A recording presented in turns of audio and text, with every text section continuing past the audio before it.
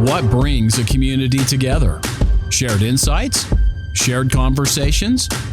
Welcome to OpenDoor by Cox Communities, tackling the big questions on the minds of smart community business leaders.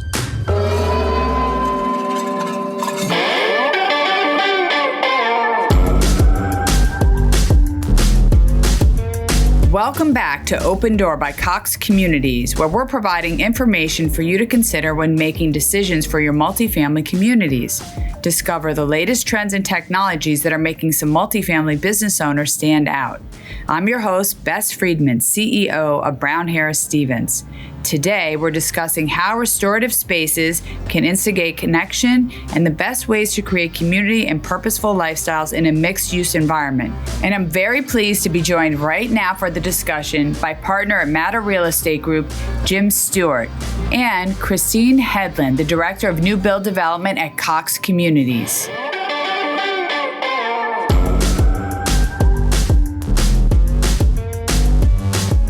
Well, welcome, Kristine and Jim. I would like to begin our discussion. Jim, I'm going to go to you first with why you chose the name Uncommons for the property. I think in many ways, it first was just a response to the boring naming conventions that seem to kind of permeate my industry. Everything is a plaza, a union, a square, a this, or that. So we were really focusing our energy and intent early on was to establish a certain tonality, a certain indifference to people to say that this is different. And took the approach like you would with any brand, hired a great agency, did some research around the personality of the property, the messaging, the ethos of the property, and then went through a series of exercises. But I will say, once presented with the name Uncommons, I knew immediately and instinctively that that's our go-to. And then we built on that to really kind of talk about what does it mean to be uncommon and how does that in fact create the connective tissue for all of us.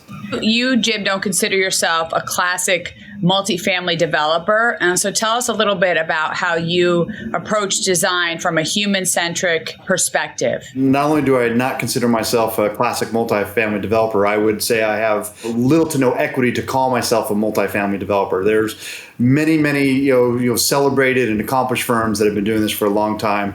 My background has been traditionally commercial and mixed use. We have historically spun off our multifamily to others, and usually those guys are smarter than me.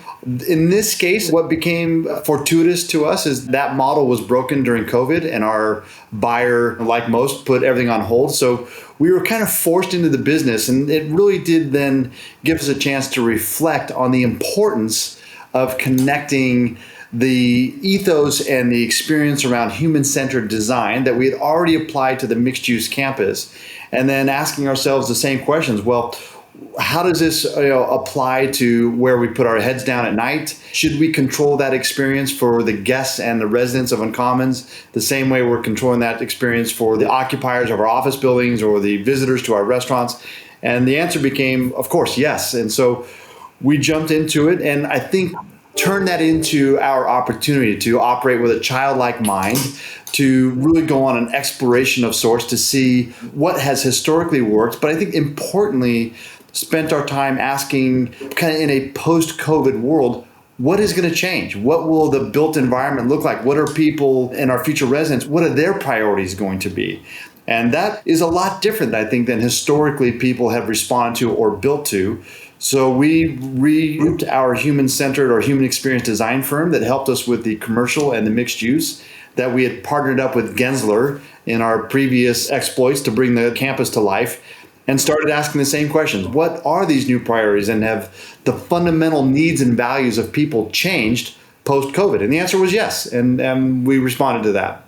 So what are some of those unique aspects of Uncommons with regard to chosen location or community itself and the overall plan? Tell us a little bit about that. We could spend 2 hours on this conversation to talk about that. And I also want to preface this conversation best with knowing that this is emerging learnings. And I do not want to place Matter Real Estate Group or the work we're doing in Uncommons at some pedestal to say we have it sorted out. I would only suggest that we are asking a lot of questions. We are challenging our traditional processes and asking Does this still apply? So as we've gone through this, the biggest lights turn on for me when I just shut up and let myself be a good listener, I think is a good way to look at it. And we're finding that particularly me in the role I serve and the comforts and the fortune I've been given by, mostly, luck and having good people around me, they distort my view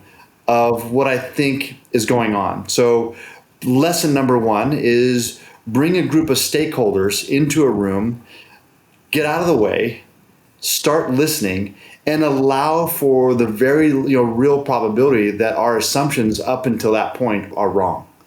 And as we started going through it, we had some very intense, I won't say they weren't debates because I was the one getting the full frontal assault from some of these workshops that we put on from these younger generations that are disenfranchised. They're upset, they're angry, in many cases they're listless, they're without hope. And I think my generation has done a horrible job of just stopping and listening. We instead want to reference you got to work harder, it's about work ethic, and let me tell you about when I was younger. And it was a very stark moment in one of these workshops where I was having that same attitude that I wish I could excuse now. And a young gentleman, probably in his kind of late 20s, stood up in the back of the room and pointed at me. And I won't, for the sake of your audience, give the exact explicit words he used. But in essence, what he was telling me is the dream you're espousing and pushing on us was available to your generation, not mine. In fact, your generation stole those very opportunities that you're espousing as our career path. So it changed my dimension, and the anger was real, and it really taught me for the first time to stop thinking about what was important to me and then forcing that on this next generation, but instead understand that for them, the idea of the white picket fence, the suburban home, no college debt, a job that pays a good wage where they can save and create wealth for themselves, don't exist like they did for our generation. So what do they care about? They care about connection. They care about moments with the people they love that add value to their life. They care about purpose. And, again, I'm speaking very generally, but I think these are the kind of big constructs that came out of it. They care about inclusion, but not in the same way that perhaps the media wants to talk about it. They talk about it in their own personal terms, that I want to be able to express my views and have civil discourse and non-judgment, to just be the version of myself that's truest to myself. And those are beautiful things. And I think our industry, as we start then taking those lenses of what these priorities are around personal fulfillment and connection and meaningful life and joy and inspiration, and so these are the very real emotional mandates that are coming into our residents' life, and we saw it in the office as well. Then you just look at the physical plants that we're building. Say, are they engineered to instigate and help and promote solutions? And arguably the answer is no. As developers, we've done a horrible job providing or catalyzing connection and collaboration and community. Instead, we built very tall vertical buildings. We built a multifamily where you lock your door and you live behind the door. And that's not what people are caring for, at least in our work. No, and I think also, Jim, that there's been a bit of a sea change in how people look at things, how people want to have experiences, how people work together. I mean, I do think the pandemic inspired a lot of different things for people because of how we were so locked up. And I think it's wonderful that you're looking at things with this open mind and willing to change, because it's hard for people to change how they think things should work, but it's really good for you for doing that. That's fantastic. Well, I appreciate it, Beth. But again, I would say we don't deserve accolades. Remember that for us, we didn't have the historical reference of decades of doing this. So we were as much on a learning quest, so we didn't do stupid things. And along the way, we discovered all these wonderful little flower gardens of interest and inspiration that we're now leveraging into our real estate thinking.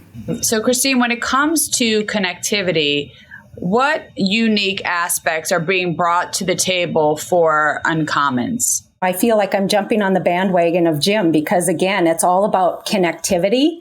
And I think Jim's being a little bit humble, because I was sharing with Jim that I went out last week and I was up in Las Vegas and I went out and toured the property and just walked around. And keep in mind that much of this on the residential space is still under construction. They're still expanding in the retail and commercial space. But walking around that property there's nobody living there, and the property was full. I walked along, some of the restaurants are open, the coffee shop is open. There's this amazing candle shop if you get into Las Vegas and go over to Uncommons, because all the candles smell like an alcoholic beverage. And so I had to buy multitudes of this candle for my staff, for my team, just a cute little shop. But talking about connectivity and connectedness, you could really see that in the common spaces that are open today. And one of the things that Cox did, and Jim's team engaged us, and again, he's got a young crew that came to us and said, we want to make sure that no matter where our residents go, that they stay connected. And so we've gone in and we're deploying a bulk scenario, but also along with managed Wi-Fi. So as residents are walking around the property, they don't lose that connectivity. They're walking around, they're going to dine in the open space, they're going to have a cup of coffee with friends. And so our thought going in, and gosh, I can't tell you how many meetings we had with Jim and his team to really roll out the plan, because this is a multi-phase approach. And so we went in and we said, gosh, we've got to have numerous APs for the managed Wi-Fi. We really want to connect all services in. So Jim and his team brought in all of Cox services going into the building and said, you know what, we're going to have everything ready when our residents move in. So if they're working from home, they've got instant internet, they've got instant bandwidth going into that residential unit. And so their team, we worked very close together. They have another phase coming out, and we still use those same guideline principles, is keep that community connected. Jim, what can you tell us about your initial broadband vision and how you went about selecting a partner? Just using the name broadband starts to make me uncomfortable, because now we're venturing into technology solutions, which I am incapable of answering with any intelligence. But I will say this, Bess, that there's a few things that I can speak to. First, when it relates to technology, I think I am in some ways the lowest common denominator, where to me, the technology and the infrastructure that's backing up that technology, I'm completely indifferent to. It's agnostic in my world. What I'm after is, what is the experience and the solution that I am requiring as part of my daily activity at a project like Uncommons? And the complexity, well, I started with a very simple, just have Wi-Fi. Then my group started making me more intelligent by pointing out the obvious. Well, if someone's working in their apartment and they're on a certain device and speaking to a certain device for their coverage, and they start wandering with their laptop, maybe to Earth Cafe, which is a couple hundred feet from their front door, they need the continuation of that experience to remain static to them. And they may then move from that coffee and then continue to venture up to their office at Morgan Stanley, another 100 feet. Now they're moving through buildings. All these different complexities, which I naively thought had a simple solution, turned out to be incredibly complex, particularly if you're also putting it into the mind state of someone who doesn't want to understand the technology. They just want the light to turn on. So Cox was an obvious partner for us. And let me also make this very real. So like any big company, you don't get everyone's attention. We're just yet another project, another group are raising their hand and calling impatiently because our needs must be more important. And nothing would have surprised me if we didn't get much more than that. But in the case of Cox, they really did become champions behind the larger mission here and the idea of doing complex work. We don't come across a lot of providers that will roll up their sleeves and offer up that they don't have the answers, but they do have the leadership to find the answers. And that's all we could have asked for in a partner. And Cox, to this day, continues to show up and help in every possible way, and they've been wonderful for us. We, I'm sure, inflict our own damage on them and vice versa. They're a very big company. It's never going to be perfect. What I care about is a famous line of thinking. It's the space between stimulus and response defines the character. Yep, I say that all the time. Yep. So one of my favorite quotes of all time, and I use it to kind of size people up in companies. In this case, it got tough in the dynamic tension on a complex project like this, but they were there, and they didn't pretend to have the answers, but they said, we'll find solutions. And we're still working through a lot of stuff as you come to life now, and new surprises will show up, but I remain 100% confident that when I have a problem, I could call somebody and they'll give it the attention, and more than anything, they care. And that's all I could ask for. Jim, what you pointed out is the space between stimulus and response is so important to think about, especially when it comes to this, because the last thing you want is to be reactive and try to figure, things out like quickly. And you want to take a moment, you want to look around, you want to talk to people, you want to do your due diligence and figure out what makes the most sense. And taking space is, I think, one of the most important things that you can do, particularly in this space, so that you can look around and figure out what is the right thing. Listen to people. So I think that is such a brilliant way to put it. And I love that. I say that too all the time. So it really connected with me. So thank you for saying that. Kristine, what were some of the unique things that Uncommons looked for when they were planning service? And can you please detail the type of installation that resulted from your partnership to achieve that vision? Yeah, Bess, when we sat down with Jim and his team in the very beginning, there's many different directions they could have gone. They could have said, you know what, just bring us connectivity and we'll wire it directly. Then each tenant can be responsible for their services. And that was not the approach that Uncommons took. We brought in our engineers, we sat down with his folks, his construction folks. And when all the dust settled, we opted to bring in a bulk service. And so they were basically leaders of the pack. For several years, builders, developers were really looking for an exclusive marketing type of approach. But Jim and his team decided to bring in a bulk service to where we're providing video, we're providing internet. And by doing that, we bring in a 10 gig service into that property, giving them a tremendous bandwidth that not only the Cox residential services can ride on, but because we also have our business division, Cox Business, as we're going in and wiring up for Uncommons, we're not skipping a beat because Cox Business has now the ability to ride our network and come in and provide services to the retail and commercial space. And so that was really the overall aspect of when we were sitting down at the table saying, what next? Where do we start? And then what's going to be next? And really, it was all about making sure that every phase of the Uncommons development, because it's really like its own little city. You've got commercial space over here, and you've got residential coming in here. You've got parking garages here. And there's so many things to keep in mind as you're building out an infrastructure like Uncommons. You've got common space. You've got parking garages. You've got commercial space, retail space. And so it really does take a village on both sides to sit down at the table and say, okay, what are we going to do? And what are the possibilities?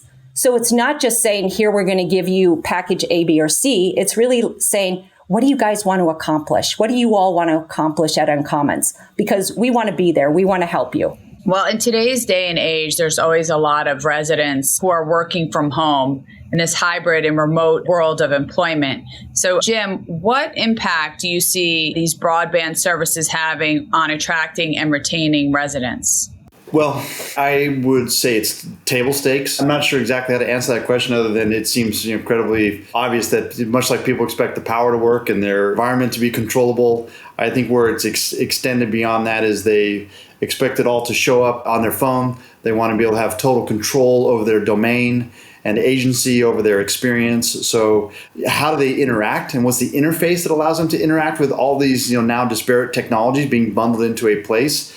Do I have to go to a separate app to deal with my security? Do I have to look at my broadband? Do I have to update to let somebody in my door? Can I see my door? Can I update my thermostat without having, there's all these pieces I think today are common expectations. So if you don't have that, then my first question is, well, how do you expect to maintain occupancy if, in fact, the very utility value that people require out of their home environment is not there? I think the broader curiosity I had, Bess, was when people started talking about this idea that, this kind of industry standard, 25 to 30% of your residents move out every year. I've never been in a business where you actually operate and expect 30% of your residents every year vote to go somewhere else. I think there's a broader question that's embedded in that, which is, what part of these lifestyle changes are we not speaking to? Why would I ever deal with the friction and the pain and the cost of relocating unless my emotional needs weren't being held up? So I think we in many ways put this in the same context as we do our own human relationships. And for us, if someone is moving out to a competitive property, our first answer, we have failed them. It's not a normalcy to have people leave your business. The work is acquiring them. Once they're there, now it's how do we create meaningful moments in their day where we can look at our collective selves and say we made their life better day by day by day. And I think that's the bigger thing at work here, which is how do we start bringing some level of fulfillment? How do we start addressing the emotional needs? And I don't mean to get soft tissue. My children have grown. They're off into their own world. I'm in a place in life where I don't have to pretend to be anybody anymore. What I have really taken great interest, though, is understanding the pain that this generation is going through. I have 3 daughters.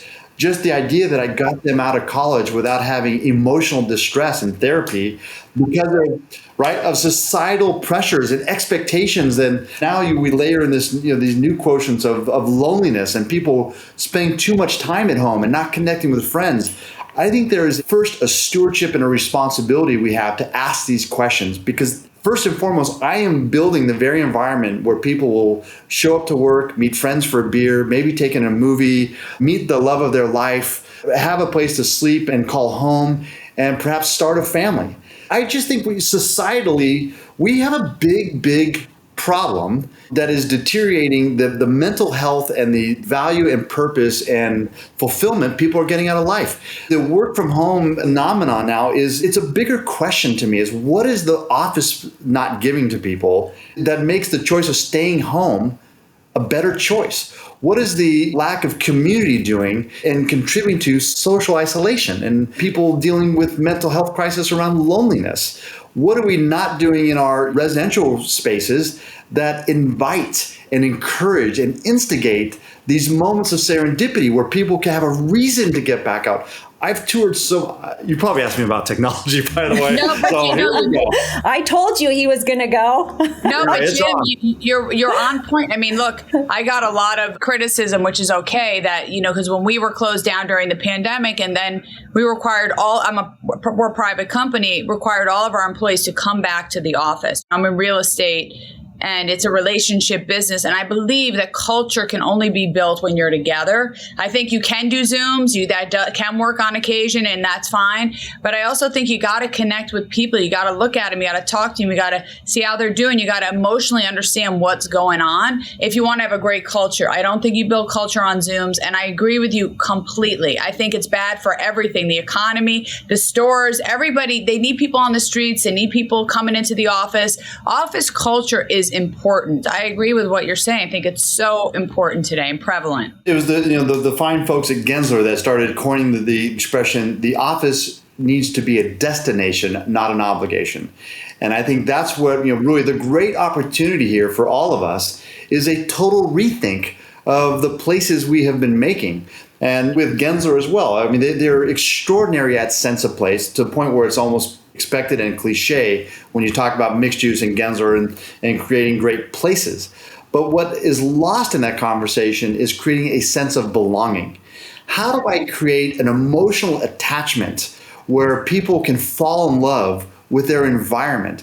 And I think we put ourselves at risk as we respond to great architecture, or many of my peers will pick out stone and art and all based on their own preference and bias. People don't give a shit anymore. What they're after is an emotion. See, I told you, once we take the filter off. But I gave you permission, so we're putting a quarter in the swear jar for you. Don't worry about it. This is on you. I think we just need to start our conversations around design with what is the emotional outcome that we're seeking from the people who are going to utilize this environment.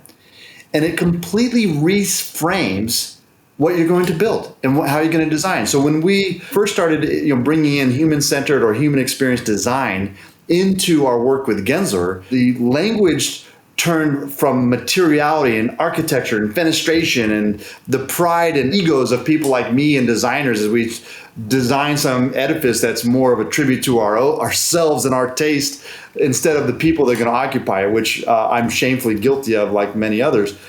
When you start asking, how do you want to feel when you wake up in the morning? How would you, express yourself when you're connecting with other people?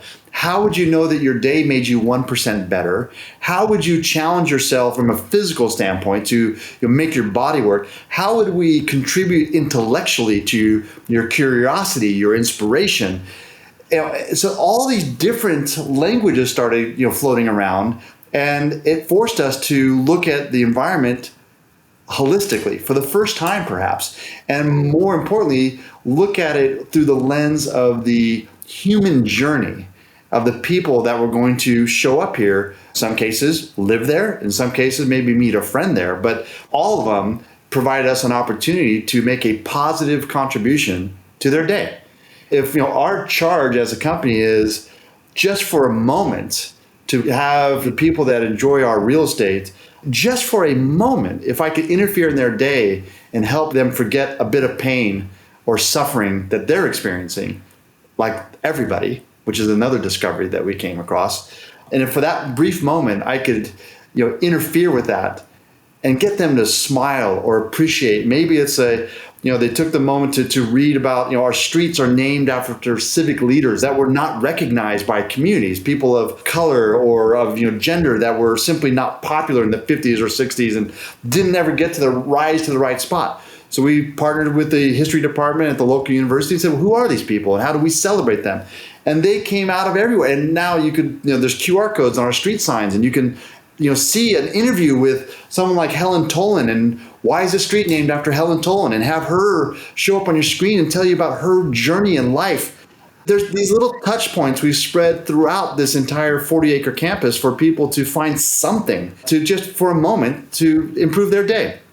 That's my job. And you're giving people a bit of an education at the same time, which is nourishment for the brain. I mean, we all need to keep learning more, and you're stretching people, which is so good. I'll tell you, Betsy, one of the things I think is going to be the headwind for this type of thinking. We're a company that punches far above its weight, meaning we're still entrepreneurial. We're not a giant publicly traded REIT. So there aren't rules, systems, and implications for taking risk. In a much more vertical organization, there's no incentive for design thinking like this, because to be out on a limb exposes you. You're not going to get fired for doing what has always been done. You will get fired for doing things that haven't been done. So for Matter and for a product like Uncommons, I think it was just a rather serendipitous moment where the right type of company, the right type of curiosity, the right type of capital, and the ability to execute all kind of find themselves in the same stew, so to speak. And of all places, we're in a city like Las Vegas, which is another contradiction. The whole idea that we're talking about these very human-centered principles and talking about expressive words like joy and empathy and compassion and loving and kindness and all these abstract emotions all coming to bear on real estate. And oh, by the way, I'm doing it in a city that most people would look at and say, perhaps it's the antithesis, or it's about the debauchery and the materialism and the consumption. I actually kind of, at first I was a little scared, but now I love the contradiction of those two events taking place in the same municipality. A little cognitive dissonance, I guess, right? Yeah. Very cool. Thank you for that, Jim. Kristine, as the infrastructure provider for both sides at Uncommons, how do things differ from the residential versus the commercial side? I think I kind of hit on that for a little bit on what we provided, but I'll take you through my walk that I did last week. As I walk through the property and he's talking about bringing that connectedness in, Jim, I think you take another 10 acres and just make it common area space, because people were sitting on the ground with their laptops. And so when you talk about how are they functioning, coming from the work environment, working from home, and how do they open up, I'm certain that several of those folks were on a video call, sitting on the grass and sitting at the tables as they were doing their day's work. I also saw folks coming out of that commercial space and walking over to Earth and some of the lunch spots. So as we go in and we sit down, again, like I said, we're bringing everybody to the table. We're sitting down. We're saying, okay, what kind of network? And on the business side, it's not like Jim is going to go in and buy services for every commercial service going in there. I mean, obviously, that's going to be at the decision of that business customer. And so we just make sure that Cox Business is piggybacking off of the residential service going in, and that it's there the day they open up their door. So, as soon as that commercial business moves in, they have the opportunity to order Cox services. Residential services are there well in advance. We make sure we're in a trench. And again, it's all about the connectivity and plenty of bandwidth. I would say that most important, probably with the generations coming up, they're going to say, my internet's more important than water. I don't care if I can't take a shower for 3 days, but I want to make sure that I've got internet and I want to be able to walk around my property and have internet. That's for teenagers, especially. Having Yes. a teenager, I remember when Wi-Fi is not working or things are, it's not a good situation. But I think I'm a little more tolerant. I'd rather have water than internet. But what do I know? I'm Gen X. I know nothing. So, Jim, you said that you're a thriving, walkable community devoted to honest dialogue, provocative ideas, and empathetic collaboration. And I think one of the really fascinating aspects of the planning for the community is how matter is taking advice from cultural anthropologists, neuroscientists, psychologists, and healthcare professionals to consider humanity, mental health, and wellness. What can you tell us about the process and how the advice you have received has shaped your designs for the community? I know you just mentioned historical figures as an example and the QR codes, but tell us anything else that you can impart and share about that. There's a couple steps along the way. I think they're important to put context with why we brought that level of subject matter experts into the conversation here. So when we first started, we really did focus on human-centered design, and this was pre-COVID. So the early intention was around community, belonging, having a culture of care and compassion. The first kind of 4 big stakes were hospitality-driven, community-minded, a place for high-performance work to be done, and a place where people would find inspiration and wonder. So those were the kind of 4 operating silos. We designed with those intentions and hired street artists to do work around the campus, put those beautiful inspiration quotes, named our streets and the likes. Created gathering spaces, similar to what Kristine's mentioned, where people have a reason to be in the same proximity to one another and make that convenient. Along the way, so we literally were starting construction about the same time New York was shutting down. So we hit pause, like many others. I'll celebrate a gentleman by the name of Ethan Penner, who is our capital partner, who in fact said, do you guys still want to go? And when COVID was coming on, I said, we do, but we want to get a little smarter first. So we brought the group back together from the experience design work, but then introduced neuroscience and healthcare experts specifically, because what we are after is, if this is an ongoing chronic, had we known then, to what we know now, event across humanity, what are the implications post this event? 2 things that came out from the neuroscientists specifically is how the non-conscious mind has no concern in the world whether or not we're happy. And the sooner people start to accept that, you'll realize why all these things are allowed to invade us. It sounds like best you spend a bit of time and attention on mindfulness, so probably not a new concept to you. But what will the non-conscious mind do after it's been exposed to this experience of COVID? And what became critically important to us is that people, whether they want to consciously acknowledge it or not in the future, will constantly be seeking safety. The scientists at one moment kind of said, doorknobs at a non-conscious level will equal death, in the sense that people now are starting to, early COVID, we thought everything was transferred around on surfaces. And look, people will no longer look at the front door anymore as a door you pushed open. At the non-conscious level, thinking, is it safe? Can that door or anyone who's touched it kill me? Again, not happening processing in the frontal side, but really all at a non-conscious level. So fear is going to take hold to people and still being used and weaponized against the idea of returning to work. Like, I don't want to get sick, really, but you'll get on an airplane, you'll do that. You'll get in a car, which is the number one. I mean, people drive. Well, that's like the number one cause of death, morbidity is, accidents in cars. The least time you can spend in the car, the better. It's a fact. But people don't want to deal with data. Never. They want to deal with the emotion. And so immediately we advanced the buildings to become well certified. So not sure how much you follow well certification, but it's the equivalent of LEED certification, where that focuses on the building and the environment. Well certification focuses on the health of the occupants. So it is the toughest, most rigorous science-backed certification a building can get. When we started in Commons, there was not a building in the state that was well certified, because it's hard and it's expensive and it wasn't a consideration. we knew going forward, that's the first box people are going to want to tick. So big, profound improvement to our project was to make sure that to every chief people officer, human resource department, or any other, that we could say we made the health of your people and your team a highest priority, and we built an environment to do just that. The next piece that was incredibly clear to both cultural anthropologists, neuroscientists, and psychologists that we interviewed for this is our need for human connection, which is very much in contradiction to what we're talking about, where people are still at home. And what are the mental health implications? Loneliness, depression, lack of fulfillment, lack of joy.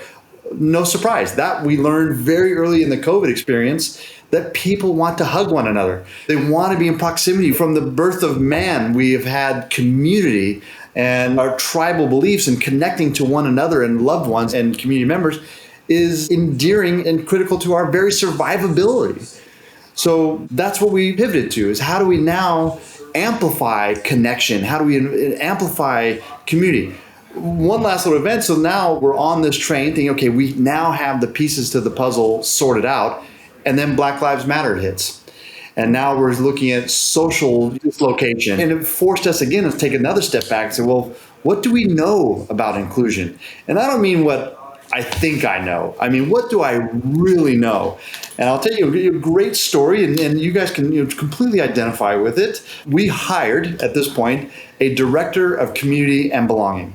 Wonderful human being. She reminds me every day that I do not have it figured out and that I have a lot of blind spots. And they showed up the first time when we were working with a local charity in Las Vegas that works to make sure that women specifically have period protection, that they make feminine products available for free with no shame, easy to access. And they exposed me to this whole construct of how complicated that was, which I thought, of course, everyone has access to these products in women. And I learned no, and it creates a real health hazard for a lot of people. So there's this project called Project Maryland, and they are working to eradicate that in the community. Wonderful. I mean, I can get behind that. My director of community belonging shows up and says, oh, by the way, here's what this system looks like in the men's room. I was like, well, let's talk about that. I went to school. I'm pretty sure it doesn't apply here. He goes, okay, well, we did say we're going to work on, inclusion will be a hallmark of this community. I said, of course. Would you say that you have awareness that, or at least can you acknowledge for me that there are women who identify as men? Sure. And where do you think they're going? I said, well, okay, they'll be in the men's room. So are we going to discriminate against them? I do not have the answer to that, by the way. Right, of course. Nobody does, because we're all learning. It's a learning curve for everybody. We're all learning. But what it, again, is it just shines a light into these dark, scary corners that, okay, if you really want to stand up and champion these issues and be a part of the progressive change that people are seeking, where does it start? Where does it end? And it's complicated. And so, as I speak to people on these issues from our own learnings is be careful, because once you open the conversation and then do what I did was declare your authenticity to get behind them, some real hard questions are going to be presented to you as a leader, and you're going to have to make some decisions that may be contradictory to what you just told your team you're going to do. So we're working through it. We navigate through it. I empower my team to call bullshit when they don't think we're being true. And it's hard. That's all, what I can really tell you. Well, I think a good point from all of that, or something to think about, is that it's not binary. Nothing is sort of like this black or white, or it's tweetable or a slogan. Most things are nuanced and very complicated, whatever the topic is. And I think, we live in this social media world of just tweeting out things and getting people riled up. But most things require a lot of intellectual rigor. And it also requires discussion. And you can't get angry at people because they don't understand. Have discussions with them. Let us learn. I want to learn. I want to teach. Be open. I think that's one of the cultural challenges in the United States today, is that people just are sure that they're right and they get angry if you question things. So I would hope that it sounds like what you've created is a dialogue, a place for discussion, and people feel safe and they belong and they can ask. And I think that's brilliant. So I'd say we're trying best. So I don't want to profess that we've figured this out. You're not perfect. Nobody is. No. I will say though we took one big giant step and made another significant investment into the campus, and we're building a multi-purpose conference pavilion, aptly named the Assembly. And the Assembly is both, has a business application for groups that need to have a reason to gather with 100 to 200 people and want the convenience of the food and the facility to be on campus to Uncommons.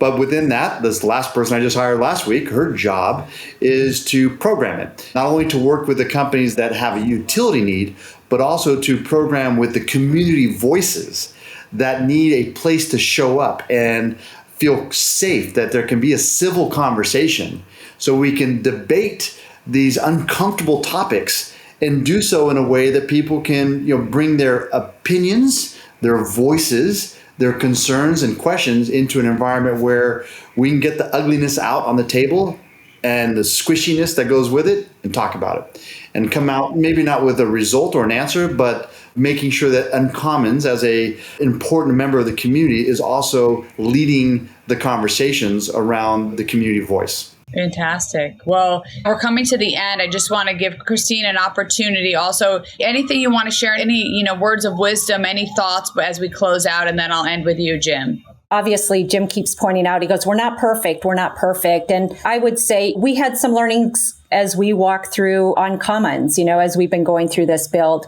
And it really took us an opportunity, I would say, Jim, to really establish our relationship just a little bit stronger. Sometimes you bring a couple folks to the table when you begin the project. And then as the project kind of moves along, you might have that need to reach out. And so I would say as you're going through, again, just like Jim said, as you sit down to the table, make sure you have all the players at the table. You may not have 100%, but if you can get 80% of the players at the table, you'll be able to have that vision as to not only what you're building for today, but what you're building for 5 years down the road. I hate to say that anymore. I feel like the last 5 years, we jumped ahead at max speed just to get to where we are today in technology. I mean, it's gaining off the charts. Everybody wants 5 gig to their home. I'm not quite sure what they'll do with 5 gig, but everybody wants that fast bandwidth. And so I would just say through our learnings and working with Uncommons and the Matter team is to really make sure you have all the players sitting at the table in the very beginning. Jim and his team have the bat phone that goes directly to our executives if something were to arise. And so we have just absolutely loved working with both the Matter and the Uncommons team. This has been such a fun project I'll just say for myself, my team, and for Cox. Thank you for that, Kristine. And Jim, final thoughts. I'm leaving it to you. It's tough to close, but I think I wouldn't specifically close anything about Uncommons as much as I think this is a chance for all of us to have broader collective awareness and an opportunity to perhaps reframe or at least add some other metrics to how we measure the success of what we do. My industry has long since established its success based upon some very simple metrics, excusing that we sell for a profit, but what is our occupancy and what is our rent per square foot? And the more those are in the positives, if I've just told somebody I have 96% occupancy and I'm achieving record rents per square foot, we would declare that is uniformly a successful project. I think it's time to introduce some other metrics around the humanity and the reaction and the contribution we're making to the people that occupy or utilize these buildings. Perhaps it's time to ask, did you leave with a net promoter score? Did people on their exit interview say, this property contributed to my life, it contributed to my journey, it contributed to my professional pursuits? Did it make me a better human? Did it make me more caring? Did I have more restorative time for me to become the best version of me? Now, I'm certainly not smart enough to at least define what those might look like, but I think it's time for us to start introducing the conversation and the very possibility that we have missed a large part of our responsibility here in delivering buildings and then measuring them on financial metrics alone. It is time to measure our contribution to the people that utilize these buildings. And I would say not only is it time, I would argue it's our responsibility. And the next decade, perhaps the next 2 decades, will be definitive to our society and our industry collectively, the people that are responsible for bringing the neighborhoods and the workplaces and the gathering social nodes to life. We're on trial.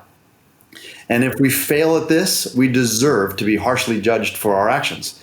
I hope instead we can point to a lot of projects a decade from now and say, look at the contribution we just made. Look at the joy and the fulfillment or satisfaction we're giving to people that extends beyond the bounds of, did I pay rent or not? But instead, do I occupy a place that enriches my life in some way? So well said, Jim. And thank you so much, Kristine, both of you. Really wonderful guests. Loved having you today, and have a great rest of the afternoon. Lovely. Okay. Thank you. Thank you. Thanks again to Jim and Kristine for being on the show today and discussing how restorative spaces can instigate connection and the best ways to create community and purposeful lifestyles in a mixed-use environment. You can learn more about Uncommons at uncommons.com. And for more on the amazing work that Matter Real Estate Group is doing, check out their website at matterrealestate.com. If you enjoyed the show, please remember to subscribe, rate, and leave a review.